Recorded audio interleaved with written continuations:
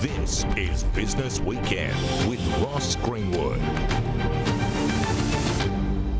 Hi there and welcome to a special edition of Business Weekend. I'm Ross Greenwood. This weekend we dedicate our entire program to the growing number of natural disasters that continue to smash Australia. Floods, bushfires and cyclones are the most common. In isolation, none of these are new. Australians have always had to deal with natural disasters, going back to the 1806 flood of Melbourne or the 1835 Black Thursday bushfires. So to begin, this is the way Sky News has seen some of the most recent events. Thank you for joining us. The New South Wales mid-north coast is beginning to assess the damage left behind from severe rain and floods this week. Early estimates by the New South Wales SES indicate 10,000 properties have been damaged in the floods, and at the moment 150 warnings remain in place. The scary bit's over for most people. There's still helicopters coming in and out, so I'm assuming that there are still some evacuations, but now we're left with the really unsexy part, which is the clean-up. We know it's been incredibly tough.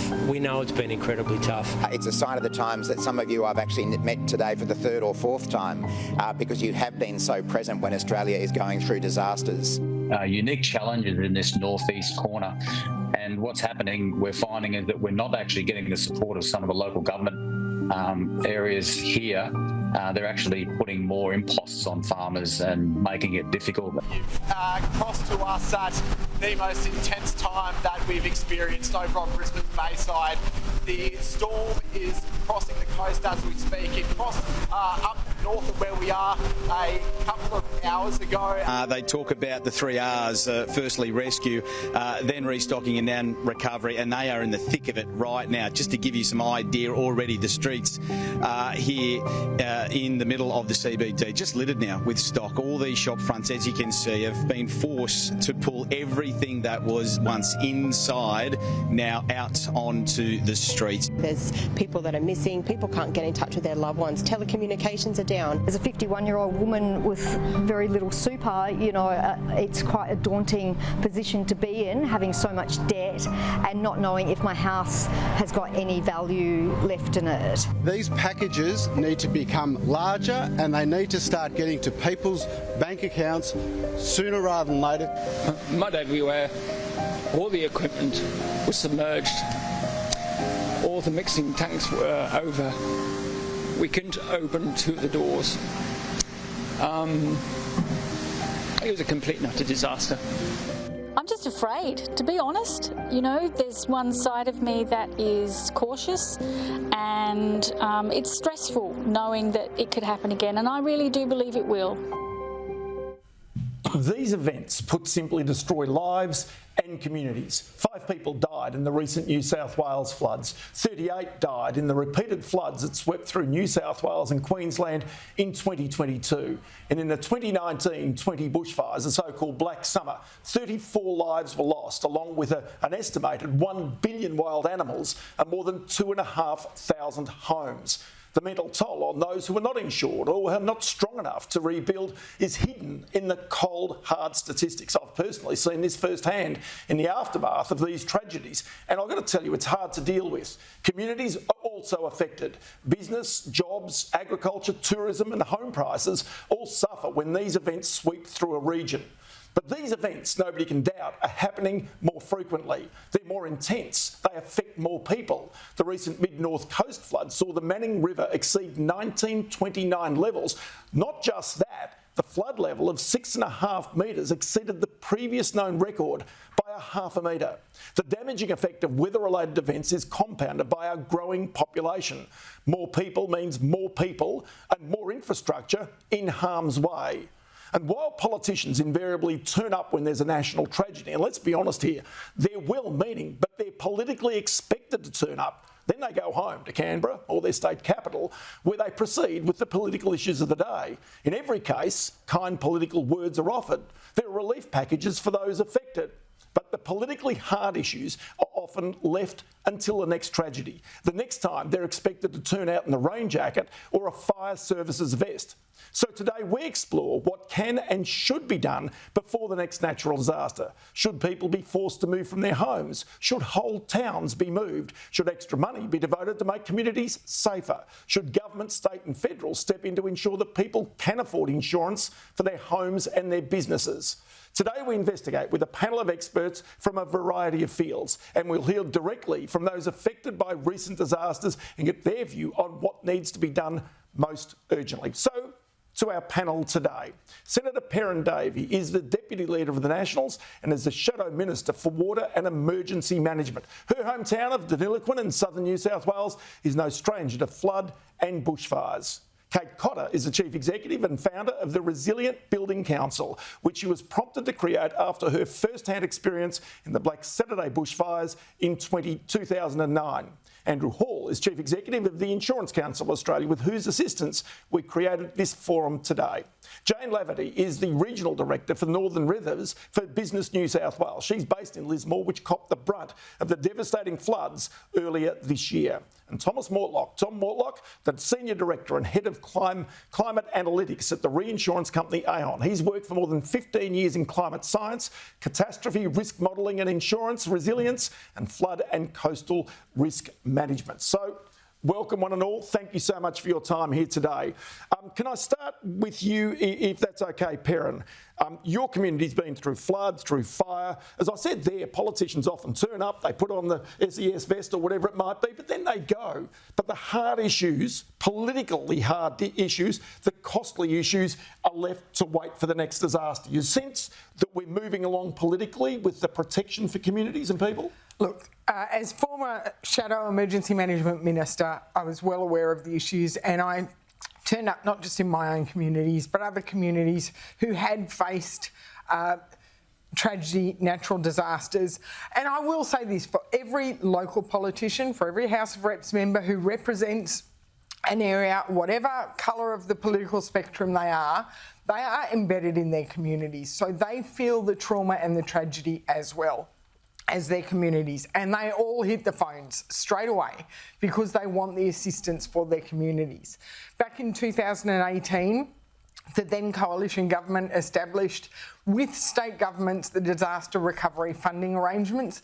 That was designed to cut some of the red tape so that we could get money out the door, federal money to assist state recovery efforts, out the door in a streamlined manner. They worked to some extent, but there is definitely need for improvement, and we've just seen with the most recent Mid-North Coast floods the delay in making the declaration of the disaster. Different states have different effectiveness at it, and New South Wales has announced Category C funding, so small businesses and primary producers can access $25,000, but they need more. They need more, and they need more now. We know that New South Wales can ask for Category D funding, but they are saying they need more information and more assessment, and they're actually going to farmers saying fill in more forms. So this is the ongoing issue, though, because, Andrew Hall, if I come to you now, in your pre-election submission and pre-budget submissions, you've called on government to basically spend some $30 billion to make Australian communities safer. $30 billion, though, is not money that has to come from somewhere. It either has to be borrowed, it either has to be taxed, or indeed it has to come from other areas of priority that government might have. Do you sense that government simply, or politicians simply go home and put your number in the too hard basket? Well, Ross, it's a big number, but unfortunately there is no silver bullet, easy fix to this problem in the country, and we've got to be looking at what we invest not only in the next few months in a recovery, but what we invest over 10, 20 and 30 years on resilience and mitigation. And unless we make a start now on doing more serious levels of investment, the problem's only going to get bigger and more expensive to shift.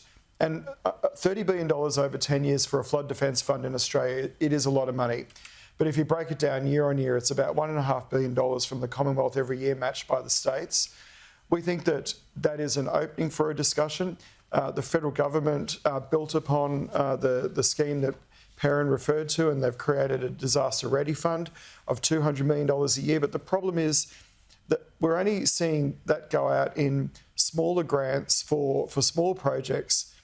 When was the last time we saw significant licks of funding that go towards building a flood levy that would raise the Lismore levy a little bit higher, that could build retention bases, protect Bundaberg? There's a whole list of communities that have got plans ready to go, and we've got to find a bucket of money to start progressing that large-scale community infrastructure. Well, OK, so on this subject, I want to now hear from Matthew Fawcett, who's an insurance broker based in the Taree region. Now, he's also the president of the local business group called Team Taree. Now, he's seen a lot of big weather events in Taree, and he says the latest flood just last month was the straw that broke the back for many of the local business owners there.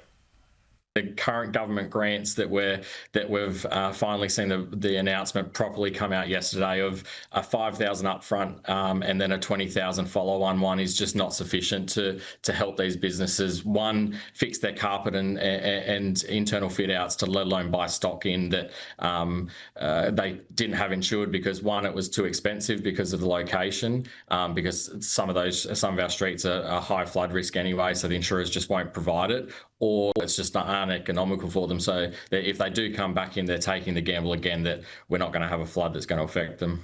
We need to really look back at that and pay out what we've seen to Lismore and things like that. We need to be looking more to that 50 or 75,000 to give businesses the confidence to come back into our town and start trading again and help them along that journey.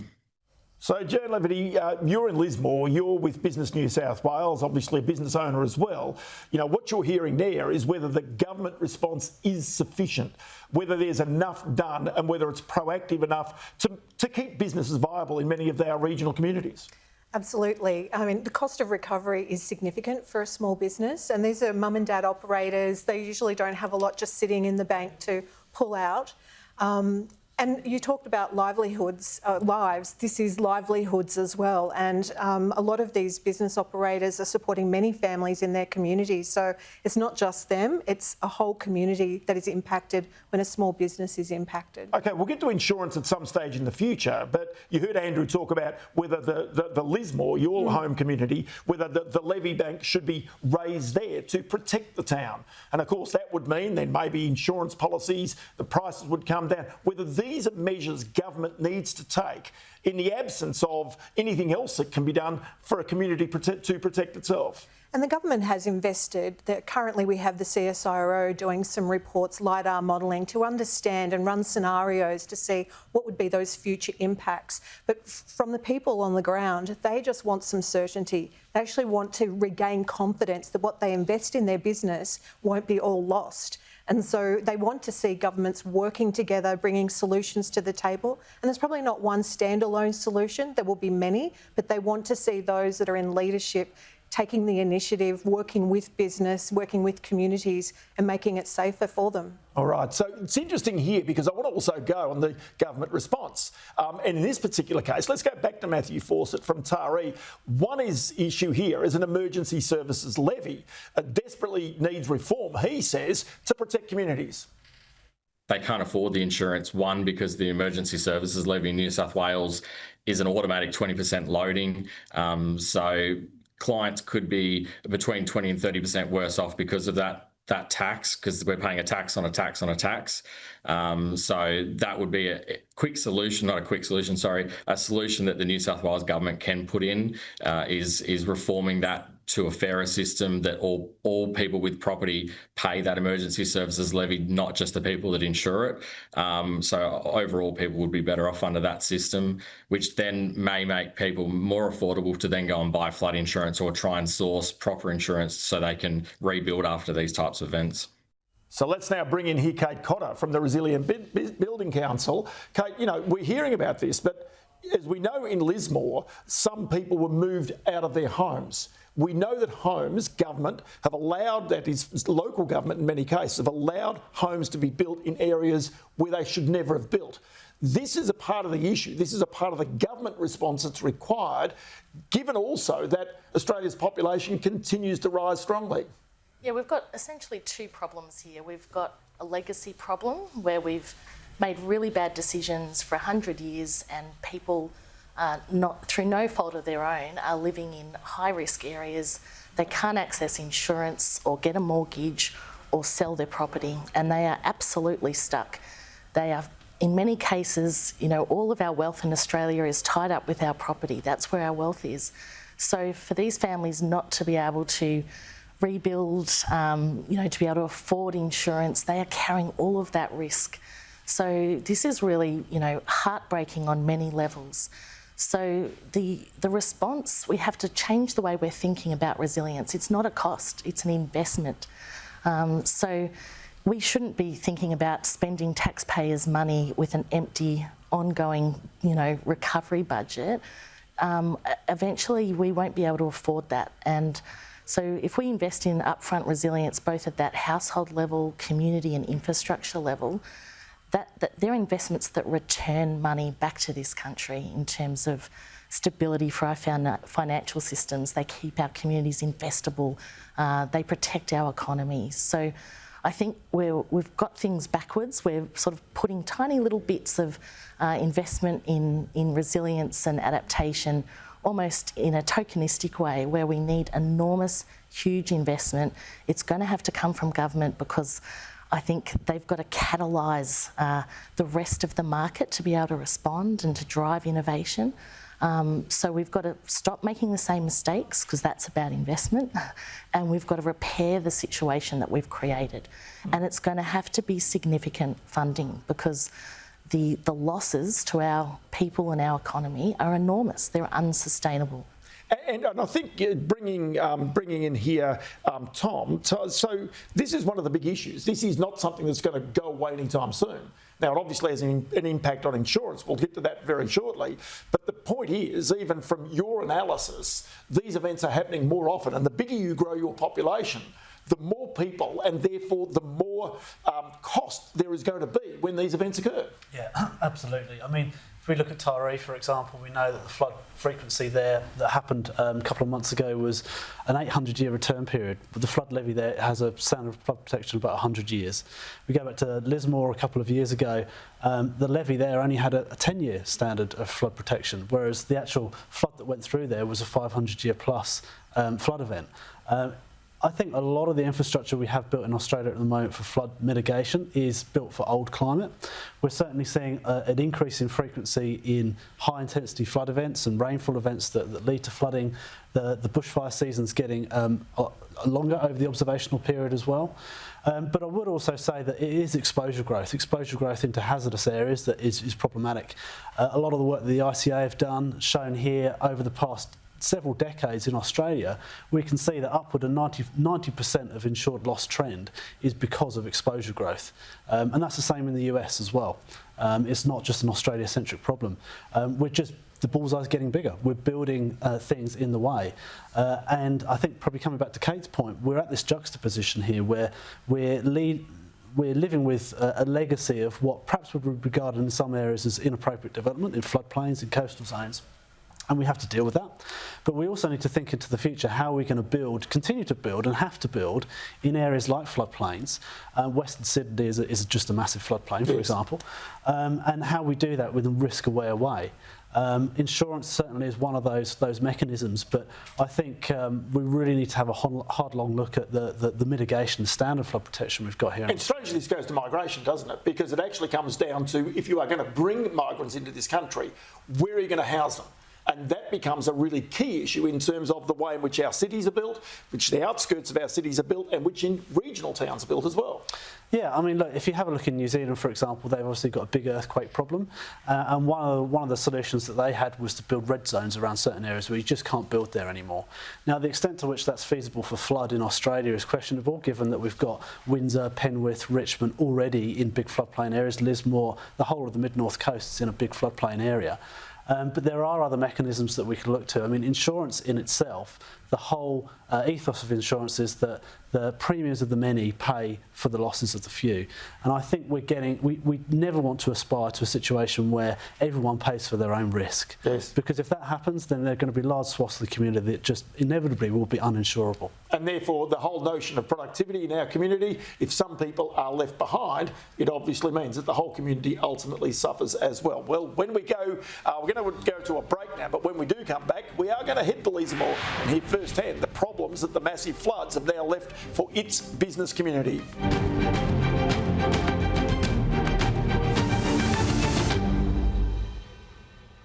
Thanks for being with us here on Business Weekend with a special program devoted to Australia's response to natural disasters. I want to now turn to the response of insurance companies and the banks and their role in ensuring our communities remain safe and viable. Now, as you'll hear from Wendy Taylor, the Mayor of the Maranoa Regional Council, home to Roma in Queensland, it was affected by protected by a flood levy bank. Insurance costs, though, there remain still an issue. It was in 2018 that we got the flood. We got the first stage of the flood levy, and it was that was 2014. Take it back, sorry. In 2018, we got the second stage, which was a diversion channel. So, hats off to the government of the day that made that happen, and so therefore, if you want to talk a little bit about insurance. And we did see a drop in our insurance when that happened. So someone was probably paying, I've just got it here, $3,200. Now they're paying $5,000. So it did come down for a little while, but now it's back up again. Andrew Hall from the Insurance Council, there's an issue you raised earlier. Build more levies, make communities more protected by that. In this particular case, insurance costs are still going up, even in a place that has had a big levy bank put around it to protect it. So would some say maybe it doesn't have the impact, that maybe the insurance companies themselves have got to do more to protect these communities? Roma is a very good example of where the right mitigation has been done. It was a very flood-prone town, and in fact, it was probably one of the one communities in Australia that actually experienced, in effect, redlining, like what we were talked about before with New Zealand. And the state government stepped in and they completed that flood levy around Roma. Now, I was out in Roma only a couple of weeks ago and I've met with Wendy and a whole bunch of the mayors out there. I've had a good look at the actual policies in force, and on average across the board in Roma, people are paying probably $200 or $300 more than on average in a Brisbane, for example. The issues that are affecting Roma in those sorts of costs that the Mayor outlined just then, while the peril risk has come down, insurance is also pricing the rebuild and restoration of a home. And the problem in a lot of regional areas now that we're experiencing across Australia is that once you get outside that metropolitan ring, the cost of building goes up significantly. And we've got an acute shortage of builders, we've got an acute shortage of electricians. We are seeing the supply chains fall over. Insurers can't get enough builders on their building panels to be able to provide policies in certain areas.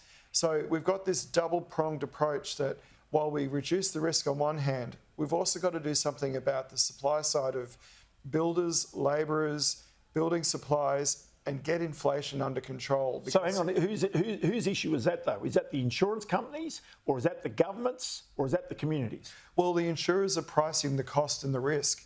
And in many cases, I guess we wear the burden of having to tell a small community that it is becoming more and more expensive to insure a replacement of your property. If we were to do something to cap those prices, effectively what we're ending up doing is spreading that pool across a bunch of other properties that live in safer locations. Now, my real concern in life is this. Data is only going to drive more individual pricing as we move forward. And as we start losing that pooling effect of insurance premiums in things like home and contents, we're going to see those homes most at risk, those ones that have got the biggest flood exposures, for example, they will become very expensive. And I'm very concerned about what the future looks like for people in those high-risk areas. Because what you're saying is that there are some communities, some people, some businesses that will not be able to insure, either to be able to afford it or indeed will choose not to have it. So fewer people insured is not a good thing. So Tom, I'll go to you on this very subject because reinsurers obviously make their decisions about which communities they can afford to back and where they'll take the risk and where they won't. And in some places, there are parts of Australia where reinsurers simply don't want to go. That's fair to say, isn't it? Well, reinsurance insurers have found it difficult to buy reinsurance recently in Australia. So over the past few years, we've gone through something called a hard market cycle, where actually the investors in the global reinsurers themselves lost confidence in the reinsurers that they had an ability to price climate risk. They were making heavy losses. And so there was a price adjustment in the global market then. Ever since, it's been quite difficult for the primary insurance market to actually get adequate reinsurance cover. It's become more expensive, it's become less available. And ever since then, global catastrophe losses, as we call them, both in the US and here, elsewhere in the world, a lot of the risk has fallen on the side of the primary insurance market. So we see that in Hurricane Milton, we saw that in the recent LA bushfires as well.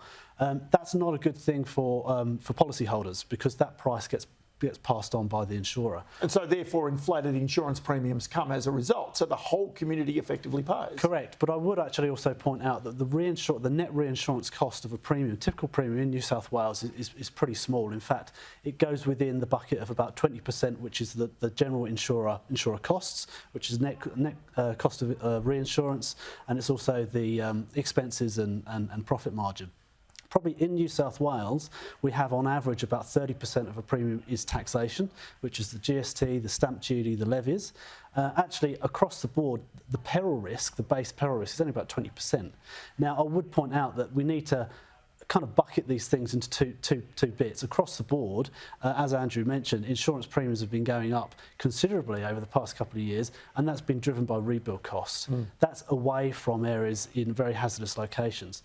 For all of those communities that are out in the tail, that are in the floodplain, that have been affected by cyclone risk, for example, those where insurance premiums are, $20,000, $30,000, they are very much driven by flood risk and by cyclone risk.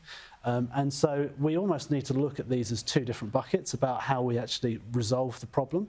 But certainly for those out in the tail, it needs to be about resilience, and it needs to be about mitigation. Otherwise, we're just not getting to the root cause of the problem. Okay, so bring in Kate Cotter here. And Kate Cotter, of course, Resilient Building Council. This is one of the big issues that we just spoke about earlier, and that is if there are a whole bunch of people in potential harm's way from historic building, and they either have to be relocated or rebuilt to make them resilient, then we run into these building costs all over the place, and that adds to the price for someone, be it an insurer, be it the individual, or be it government. Yeah, they're all related, aren't they? So we see, huge cost increase post-disaster because we can't get the materials and the labour in to help people repair and rebuild. So trying to avoid that disaster from happening in the first place, of course, helps reduce that inflationary pressure that happens after disasters. So that is one thing we can contribute to. The main part, I guess, we are attacking in terms of insurance is being able to measure and recognise the risk reduction. So whether that's what people do to their own buildings, their own businesses and homes, but also what governments and others might invest in at the community and infrastructure level, so that we can say, right, these things from an engineering perspective, we can measure the risk reduction, and then we can start targeting where that most effective investment can occur and what those solutions might be. So it means we can be far more targeted, effective and efficient with our capital, whether it's private or public capital, and we can reward and reduce that risk, particularly where it's the most high. So in some cases that means retrofitting might be useful, upgrading stormwater, it might be fire breaks and levees. In some cases, it's very difficult to reduce the risk to an insurable level, and that's where we've got to have very strategic long-term decisions about where we might need to move communities and coming up with different solutions. But we have to be able to measure it, we have to be honest about it, and we have to really pump in the investment to address this problem. So it's so interesting because I can remember even as a kid that you'd go out to where massive dams were built.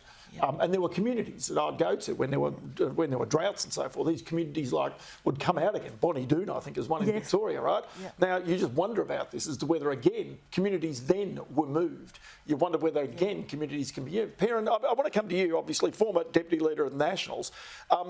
It still comes back to government, doesn't it? Because there are people who are uninsured. There are still people who can't afford to rebuild their home. And so in all these cases, to make people safer, somebody has got to step up and say, we're sorry, you can't do this. In New South Wales, it was government in Lismore acquiring homes But then, strangely, you had squatters move into those homes. So, again, it just goes round in circles. I think the Lismore case is a case in point of good intention policy, probably the right policy, but poorly implemented. It was voluntary, so only half of the affected homes took up the offers, and then, as you say, squatters have moved in. They've caused all sorts of havoc. It has been done. Gundagai was moved as a town a long, long time ago. But we also need to decide, as a society, where we are going to put the focus, because I went out to Thargomindah and Windura and Longreach after the most recent floods. Thargomindah wanted to put in a flood levy around the town. They were prevented from putting in a permanent flood levy structure because of cultural heritage issues. The temporary levy that they constructed in preparation for the flood blew out. You've got issues now where communities, Windura, they need to rebuild their roads. These are big, massive B-doubles that transport livestock. They're struggling to find the right gravel material from quarries because quarries can't expand in Queensland for cultural heritage issues. In New South Wales, quarries can't expand because they've got to fund biodiversity offsets that the quarry operators cannot afford. So we're putting all these impediments in place inadvertently, and we need to have a long, hard look. And as Andrew said, the Disaster Ready Fund, again, a really well-intentioned policy designed to reduce risk, but by going out in piecemeal, small-scale grants, we're funding things like thermal curtains in Canberra or willow removal on the Hobart River instead of funding flood levies and proper, building roads up with culverts and appropriate culverts to allow the hydrology to still move without having to go and rebuild the same road every 2 years. Yeah, it really is a good point because it comes down to resilience, there is no doubt. But before we go to a break, I just want to go back to the president of Lismore's Chamber of Commerce and Industry. And right now, he's going to talk about suggested reforms to insurance, such as tailoring coverage based on river heights. Just take a listen. But basically what you do is you insure for the river height. So Norco insure for a height of 13.5 metres. So if it hits 13.5 metres, they get paid out a certain amount to help offset their rebuilding costs. So the thought behind it was a couple of things. One is that you could do that for all the Lismore business entities. So they might have to pay, for argument's sake, $10,000 to get $200,000 of cover. That then if the river gets to 13.5 and goes over the levee and causes some damage, they get that money. And then the other thought behind it was that maybe we could do it as a whole of community thing. So where we get 100 or 150 businesses all join in and use the Norco scenario to actually lift the amount of money they can get paid, but at the same time reduce the cost of the businesses. So that's something we were looking at, and that's something that will be talked about more in the future. Yeah, of course, as we talk about the resilience of communities, insurance, banking, of course, it's impossible to get a bank loan unless you can, in many cases, get insurance as well. We spend time explaining what government and insurance companies and banks can do right now. Well, next, after the break, we raise a question about how communities can protect themselves better as well.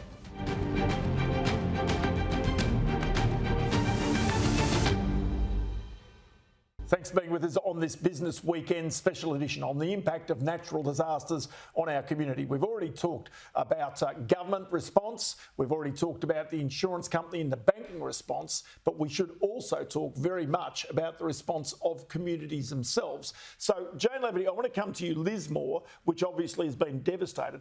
Everybody talks about how strong communities are and how resilient they are. The reality is, the actual rebuilding of a community is very, very difficult. It's very costly, and some people actually don't make it. You can't get people any more bouncy than those that are in the Northern Rivers. Their resilience is high, but they're doing it very tough. And our business members are looking for every single method that they can to reduce the cost of doing business. Insurance is a really big part of that. So they're not leaving any stone unturned to see what options and opportunities there are. I mean, the parametric insurance that was mentioned by Michael from Lismore Chamber, it came up in a group conversation with Norco and a range of businesses that are in South Lismore that are definitely at high risk. They're looking for ways that they can reduce that cost of insurance and still have the mechanism and the equity that most other businesses have in terms of having insurance cover to support their vulnerabilities. But it must be pretty debilitating knowing that, yes, there's been lots of words, there's been lots of inquiries after Lismore floods, but you know that there's another flood on the way, whether it be in 2 years, 5 years or 10 years' time. The community there knows it's going to happen again, and the people and businesses will be in harm's way. And I think the potential of ex-cyclone Alfred, that gave everyone really a run at it, and to test some of the things that they've put in place to try and minimise their risk. And they realised that an event could happen next month, next week, at any single time. So they're looking to put their risk measures in place. They're taking a lot on themselves. They're definitely working with government. I mean, Janelle Saffin, our local MP, you can't get anyone more committed than she is to ensuring the viability of businesses in Lismore. We need groups to sit together and actually come up with those solutions, and they may need to be tailored for towns and villages and cities like Lismore that we cannot afford to lose. And if we protect Lismore, we're also protecting the whole of the region. We're a cross-border region in the Northern Rivers, and our Queensland counterparts have their insurance costs around 20% less. So I think the Northern Rivers has so much potential, but we can't be competing with the juggernaut. Just one final one for you, because you see this in floods, you see it in fires. People don't leave their home. They don't leave willingly or easily. So that is a big issue when it comes to simply saying to people, why don't you all just move? Well, it's just not real. Lismore people will tell you they do not want to move. There's a really strong sense of community. And as I said, many of the people I deal with run businesses, and they actually have the livelihoods of many people that they're responsible for. Okay, so Tom Mortlock, I'll bring you in here because people might not want to move, but the reality is that means that there are people in harm's way. You know the stats on the frequency of these events, which are big insurance events, but they're big events that affect communities and governments as well. Absolutely. And look, I think there's no easy way around this. We've got two ways of looking at this issue. The first one is do we reduce risk? Do we reduce risk at a macro scale by talking about flood mitigation and improving spending around that? Do we reduce risk in the sense that Kate was talking about, which is more at the community level, more at the business level, which is around resilience and making those resilience modifications to homes? If we do that, we've got to make sure that we actually incentivise individuals to be able to do that, either through a reduction in premium or some other kind of incentivisation. And then on the other hand, it's about redistributing risk. So we've got the risk there. We're not necessarily reducing it, but it's about how people pay for it. Is repurposing taxation on premiums a good way to do that, to fund flood mitigation and to fund some of the resilience efforts that we need to do? There has also been the cyclone reinsurance pool that's been put in place over the past 2 years now, which looks to cover the cost of cyclone reinsurance such that those that live in high cyclone risk areas in Northern Australia don't pay that in their premium. Is it possible to have one of those also for flood and for fire, for people who are especially vulnerable to those? So there are a bunch of different groups that think either it's inefficient in its present form because it doesn't cover everything and it should be expanded, or actually pools at large aren't a good idea. Now, we have seen a proliferation of government pools internationally. We've got one in the UK called Flood Re. There's been one in California, one in Spain. The one in New Zealand has been working very well, actually, for a number of years. What about at a federal level here in Australia? What's the appetite for it? Well, I think at the moment it's not covering everything. So at the moment it covers tropical cyclone risk, and we know that in Northern Australia... Once it's declared? Once it's declared, and only 48 hours after, it ceases to be a tropical cyclone. Over 80% of flood risk in Northern Australia is nothing to do with tropical cyclone. They can be tropical lows, they can be east coast lows if they go farther north, they can be depressions. So a lot of the flood risk still sits outside the definition of the pool. And so we need to address that. But I would also say that taking one single peril and putting it inside a pool is not a good thing for diversification. The best way that we can actually redistribute risk is through a global large community like Reinsurance Capital, for example. When you start taking one peril out, then actually all the other perils that are left outside of that pool become a lot less efficient economically. Okay, so Kate, take me to the next stage of this, because in these communities, if we go to communities, they rebuild, they try and restart their lives again, often at great cost and at personal cost. Having been in bushfires and seeing people without insurance, I've firsthand seen the mental anguish that those people go through, and it really is quite heartbreaking. So in terms of the whole notion of rebuilding and giving resilience, what does that take to make certain these communities do not die? It's going to take a whole of systems approach, and there's a lever that all of us can pull, whether we're insurers, reinsurers, governments, households, businesses. We've all got a lever that will actually create this systemic change. So there's only so many times we can, I guess, keep spreading the risk. That's just going to become more and more unaffordable as the reinsurance and insurance prices are showing us. So we still have this core issue of, if we don't address the underlying risk, we are not actually going to be able to have accessible, affordable insurance. So, okay, I'll go to you about one thing though. Yep. You can't stop a cyclone. You can't stop a bushfire necessarily, or a flood coming through. So what's the way in which you make these communities safe in the face of the more frequent natural disasters? So the good news is there is so much we can do. So that's what we've got to focus on. So there's practical things that every single business and household and community can do. And what we notice through our program, which rates buildings and gives people adaptation plans or things that they can do that will reduce the risk for them, is that no matter what the risk, there is something you can do that will reduce it. It might be by a little or it might be by a lot. So we know that people have got some power to do something. That's step number one. We can also use that data to inform what the most effective infrastructure and community level actions would be.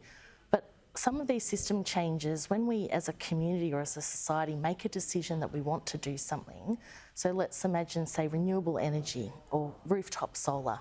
So what we go and do is put incentives in place. So we co-fund the capital costs for actually doing those things. We co-fund mortgage discounts for people. So each part of the ecosystem pulls a lever that makes the whole system get towards that goal. So what we're saying is that resilience is the same thing. So the banks can fund it. The insurers already are, through our program, reducing insurance costs for people that take these actions. So we can do it. So Perrin Davey, I'll come to you on this one, because again, often when there's an issue in our society, we just immediately turn to government and say, what are you doing about this? Which often is not the right answer. The right answer is that communities need to look to themselves. But there is a sense that government needs to play a key role in this to protect society and to allow them not to wither on the vine because of high costs of banking, high costs of insurance. Yeah, look, there is a role for governments, and it has, and I've seen firsthand an example of what Kate was talking about, the impact of improved building codes over time. After the Black Summer bushfires, I did a tour down the south coast around Merimbula. I went to one area where one side of the street had been built in the 70s, the other side of the street was more modern in the 90s, it was developed, and the older side of the street was raised. There was nothing left. And the other side of the street, the houses were almost untouched, you know, maybe a bit of singeing around the eaves. So, and that is a result of government policy, bringing in enforceable building codes and making people with new builds build to a standard. I also need to call out the James Cook University Cyclone Testing Centre. The work they do has led to significant improvements in how we build in cyclone areas and other areas, high storm areas. There is work going on. The problem is we then get pressure from the community because it adds to the cost of a build, and so then the community turns around and says, you've got to get rid of the building codes because it's making it too expensive for me to build my new house. So we need to understand that there is personal responsibility. Government is not trying to stand in your way. We are actually trying to assist. Do we always get it right? Maybe not, but that's why we need to ensure we continue the conversations and have forums with people like the people on this panel to make sure that we're hearing feedback and adjusting, because we're never finished. The job is never finished. Okay, Andrew, I'll finish it up with you, because these are the issues at the insurance companies have to deal with, the individuals who are the customers, those who choose not to have insurance as well, then have to rely on government to protect themselves and their communities. The reality is there's no situation where everybody is a winner out of this, is there? Well, there will always be an element of a protection gap in Australia, and we will always need to get comfortable with the idea that not everything can be protected, but we are going to need to do more together, and our way forward is going to need to be some sort of public-private partnership to deal with those homes that are most at risk and are facing the most expensive insurance costs. The opportunity Australia has here, and I'm quite optimistic about it, is we don't need to be at the bleeding edge of working out these schemes. Other countries around the world are doing these things, and we can learn from what they've done and not repeat their mistakes. I think what we can do is, if we can see what has worked overseas, adapt it to the Australian environment, work with the insurers where we provide all the data we've got, work with the banks who are financing these homes, and work with government, we can come together and work out a way that over the short to medium term, while the mitigation work is being done, we can try and bring downward pressure on premiums. The biggest mistake we would make in this country is to put together a scheme that completely masks the cost of risk, because it removes any urgency to do anything. And what will happen is future premiers and prime ministers will go back to Lismore, and they'll go back to Taree, and they'll go back to Brisbane, and they'll be walking in those flooded streets, watching people clean out their homes and their small businesses and their livelihoods, and we will have done nothing to reduce that level of muddy water that goes through those businesses. So I think Australia has got all the engineering know-how to get on top of this in a much quicker way than any of our counterparts in a lot of other parts of the world have. Perrin's example of the South Coast is an excellent one. The work that Kate's team are doing now in the Resilient Building Council is providing tangible reductions in premium now for people that do the work on fortifying their homes. We've just got to get it at scale, and it's going to need to be a partnership, because not everybody can afford to do that investment in their properties. I'll tell you what, it's been such an interesting conversation today from all of us, that I really appreciate your time in coming here and spending the time. Now, you'd like to think there's some genuine change that could come as a result of conversations such as this, but it's simply one conversation that needs to keep on going, because as Andrew says, the next time there's a flood or a bushfire, you can be certain that there'll be politicians out there. So can I just say to our panel today, to Kate Cotter, to Tom Mortlock, to Senator Perrin Davey, to Andrew Hall, and also to Jane Leverty. Many thanks for your time today. We genuinely appreciate it. And that is it for the program this Sunday, our special edition of Business Weekend on our resilience to natural disasters. Up next, all the latest news right here on Sky News. Thanks for your company today. I'm Ross Greenwood. We'll see you next week.